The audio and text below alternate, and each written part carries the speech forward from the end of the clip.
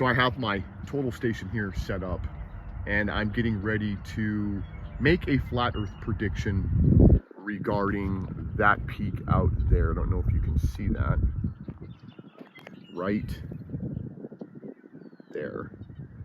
It looks like clouds almost, but it is indeed a peak called Lassen Peak.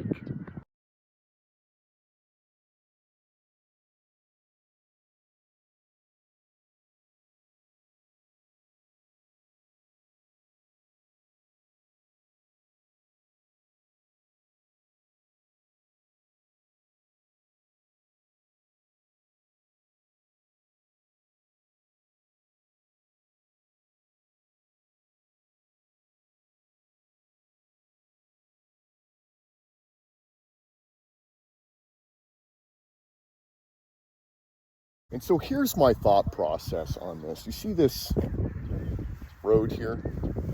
That road's flat. It's devoid of any major topography.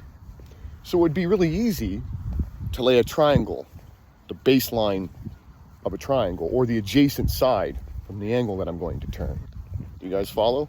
So for those of you that are in the cheap seats, to make this easier for you to conceptualize or grasp, you see this transmission line over here to the left? I can make a prediction on what the angle is going to be from eye level to the top of that transmission pole. I can do that based on knowing this side, this baseline of my triangle, and knowing what the height of the transmission pole is. I can then use basic trigonometry to predict what the positive angle would be that I'd have to turn from eye level to the top of that transmission pole. Do you guys understand this so far? This road right here is the adjacent side, the base of my triangle.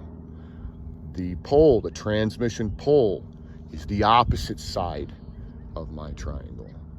The angle that I turn from eye level to the top of that pole is the hypotenuse of my triangle. Now we're just going to do that with that mountain over there. Pretty easy to conceptualize, right?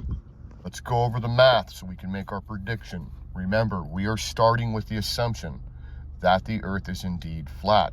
And we're going to find out if that's the case using this peak over here called Lassen Peak. Basically, if the Earth is flat, I should have zero problems laying this triangle on it. So all of my heights are as you see. This is where the instrument is, and that has a rough elevation above sea level of 140 feet, plus or minus 3 to 5 feet. We have our run, our distance from the instrument to this peak, Lassen Peak, is about approximately 65 miles. Here's Lassen Peak. That peak is 10,457 feet above sea level. We take the difference between these two to get this side of our triangle, the opposite side of our triangle here. We take that run, we divide these two, and then we hit the inverse on the tangent. And I came up with 1.7 degrees, but I just turned it into degrees, minutes, and seconds here. So that's my alpha angle. So if I take and zero this guy out at eye level, I'll have to turn a positive angle up 1 degree, 43 minutes, and 18 seconds. So let's go out there and let's see where it is. All right, here is my circular bubble. And here is my plate level. And this is what we predicted, 143.18, so 1 degree, 43 minutes, and 18 arc seconds. So let's take a look through here.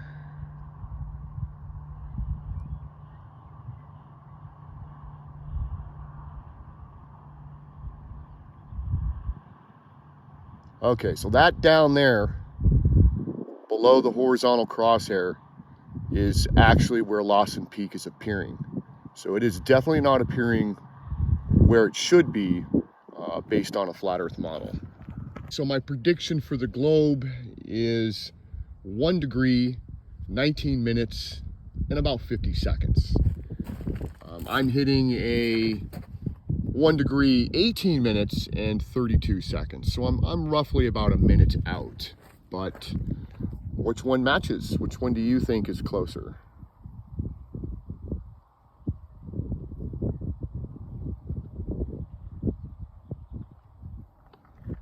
Good practice to keep copious notes.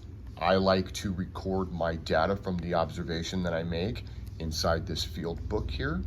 In the event that I want to return to this location and repeat it, or someone else would like to make the observation from that location. So this is where I was, this is the date, this is the temperature, there's your mercury and pressure. I was at Highway 99 and Cottonwood Road, roughly located in Thermalito, California. Right around noon, I took the observation.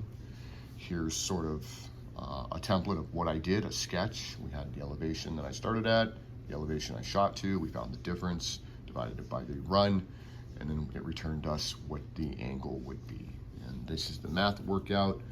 I get 1.72 degrees, and then I just minus out the degree, obviously, and then just multiply each base by 60. And so we ended up getting 1 degree, 43 minutes and 18 seconds. So, thanks for watching.